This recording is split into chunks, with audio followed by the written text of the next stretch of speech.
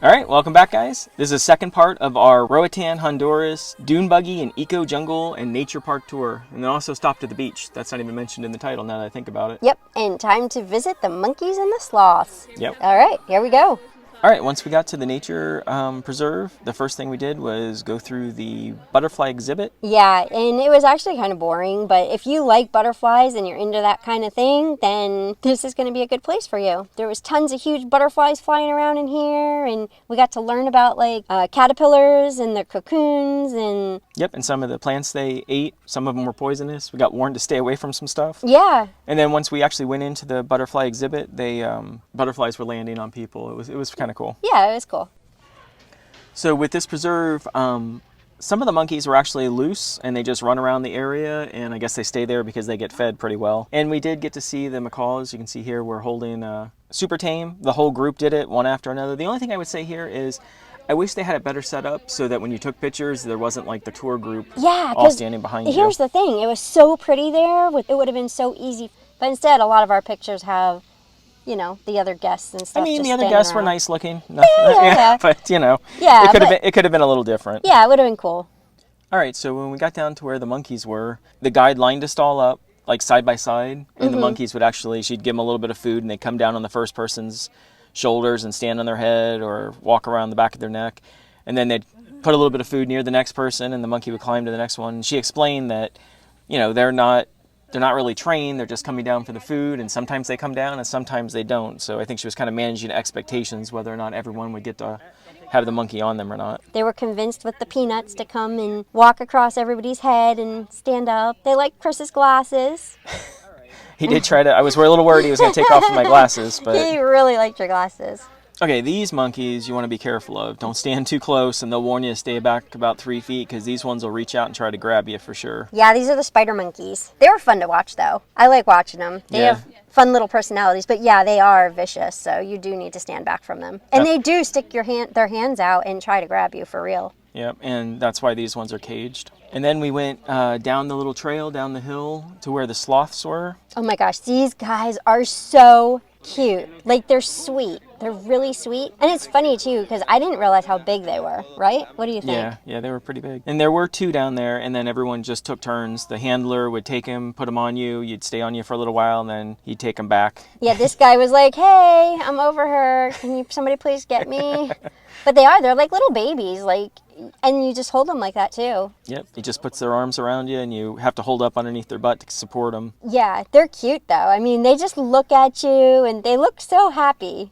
They always have like a little smile. Yeah, super cute. It was fun, but again, it would be really cool to get nice pictures with them. And it's such a beautiful area. It's just silly that they set it up like this, where you have all the rest of your tour standing all the way around you instead of just, you know, parking you in one spot and with some scenery behind you. It would have been awesome. Yeah, it would be cool. We got to hold them twice, too, because everybody started leaving right after they held. So we were still hanging around there. So I just said, oh, you know, can I hold them again? And so they were like, sure. So it was kind of cool. Yeah, it was excellent. Okay, and then once we were done with the sloths, everyone got their turn. But like we said, we got our second turn. We walked back up the hill with the group, and we actually saw some of the monkeys that had been up and out of sight before were down on the ground, and they had babies on their backs. Yeah, the one on the right, the little baby there was only 6 days old, and the one on the left, he was 10 hours, I think they said. He was just born right overnight. So then they were the cutest little things. Yeah, I'm not sure you can tell from the video, but we're not talking about the entire monkeys. There's little tiny monkeys like grabbed onto their mother's backs here. Yeah, you can kind of see a little fluff ball in the middle of the back, but yeah, they're really cute. Yep, and I think this was pretty much the end of our tour, and then we headed back up the hill to get back on the bus, the horrible bus, and then we headed towards the beach. Yeah. We ended up at Las Palmas Beach, I believe is the name of it. There was some shops, there was obviously some bars set up, there was a local run bar and a hotel run bar, the 2 separate bars. The tour kind of pushed it to the local one. But they came out, took your drink orders, there was food available. It was a fairly nice stop. Yeah, it was. The beach was actually really nice. It was enjoyable. There was a breeze. The umbrellas were nice for the shade. The little markets that they set up were nice. I had went out to the edge because I wanted to get some kind of wide shots of the area.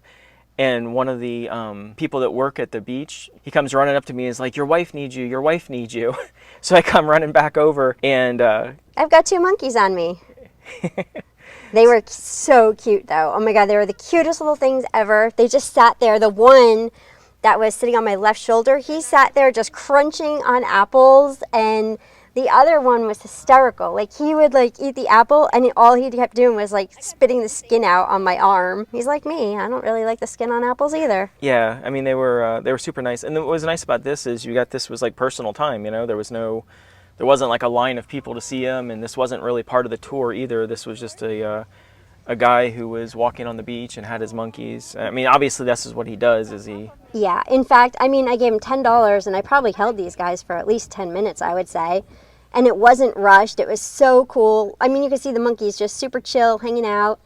And I would recommend taking a taxi to Las Palmas Beach and go hang out with the monkeys, because this was so much better than the actual monkey farm. Yeah, because it wasn't rushed. Yeah. I mean, there was no sloths here. The sloths were pretty Oh, cool. the sloths were okay. Yeah, they were pretty cool too. But I mean, I love the monkeys, and I mean, all I got was from to walk across my head during the tour, and this was just fun. These were far more tame. These were definitely domesticated. Yeah, I mean, look at them with their little bling on. Their seashell bling. Yeah, they were fun and super sweet monkeys. You could tell they were loved. I mean... Yeah, at one point he pours a little bit of water in your hand, so they... Yeah, the one that he was holding, one of them jumped off of me back onto him, and he was thirsty, so he was using the bottle to pour some water in his hand and give him a drink, and then the one I was still holding saw, and he was kind of like, wait, hey, what about me? So, you know, the guy asked for me to put my hand out, and he poured a little water in my hand, and I was like, uh-oh, because I remember when I was in St. Kitts, the monkey's teeth are pretty sharp from when I got bit. Yeah, right. So I was like, uh-oh. So, but oh my God, it was the cutest little thing with him slurping the water off my hand. So, actually, pretty much right up into the last minute you were doing this, and then it was time to go. Our tour guide, which was Raymond, came around and started gathering everybody up, and we had to head back to the bus. Right. So let's talk about the bus a little bit more. Yeah. Honestly, I think the bus was probably the worst part of this tour, and would be the reason the bus alone would be the reason I wouldn't recommend taking this tour to anyone. Well, the Dune Buggies weren't really that great either, to be honest. That's true, but even with the Dune Buggies being broken down constantly, the bus drive, I think, was the part that it destroyed it. Before we even got to the Dune Buggies, we had spent, I don't know what, 30 to 40 minutes driving on the bus. Yeah, that's and true. The bus, I would have to say the bus was probably designed for a different market. I don't know how else to say that. I'm only 5'8", and I barely fit in the seats. Like, when I sat down in the seats, the back of my leg was touching my seat, and the front of my knee was pushed into the seat in front of me. The seats were too close together, front to back, and side to side. The walkway to get between the seats was probably only maybe 10 inches wide. Yeah. Like, turning sideways, you were pushing against both seats to get through. Right. And I can just about guarantee that there's some people that take this tour that thought it was great because they sat in the front 2 seats on the driver's side. The front 2 seats by the door had no seats in front of them, and the front 2 seats in front of that had no seats in front of them. Otherwise, you were jammed into a seat like a sardine. Right, and we also had the row with the tire. So. Oh, yes. So that took up half of one half of the space. Yeah, it was ridiculous. Section, yeah. So if you do end up going on this tour, and there are some great parts of this tour, like we mentioned, there's some pretty crummy parts too, but if you do go on this tour, finding the right spot on the bus will be the key to making it somewhat enjoyable. So you want to try to sit in the front 2 rows by the door, I say, so you don't have a seat in front of you, so you can stretch out a little bit.